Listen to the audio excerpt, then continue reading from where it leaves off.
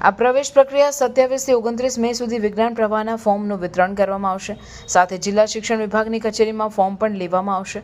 પ્રવેશ પ્રક્રિયા દરમિયાન પોતાની શાળાના 25 વિદ્યાર્થીઓ તેમજ અન્ય શાળાના 6 વિદ્યાર્થીઓ ધોરણ 11 વિજ્ઞાન પ્રવાહમાં પ્રવેશ માટે અરજી કરી શકશે। સવારે 11 થી સાંજે 5 સુધી ફોર્મ સ્વીકારવામાં આવશે। આજે 16 ગ્રાન્ટેડ અને 2 સરકારી શાળામાં પ્રવેશ આપવામાં આવશે। આમાં 75 વિદ્યાર્થીઓને વિજ્ઞાન પ્રવાહમાં પ્રવેશ આપવામાં આવશે, જેમાં શાળા પોતાની રીતે 25 વિદ્યાર્થીઓના પ્રવેશ જાતે આપી શકશે। તે સિવાયના 50 વિદ્યાર્થીઓને પ્રવેશ જિલ્લા શિક્ષણ અધિકારીની કચેરીમાં આવેલી અરજીમાંથી પસંદગી કરી જે તે શાળામાં આપવામાં આવશે, જેના માટે 2 જૂને શિક્ષણ વિભાગ દ્વારા પ્રથમ મેરિટ યાદી પ્રસિદ્ધ કરવામાં આવશે।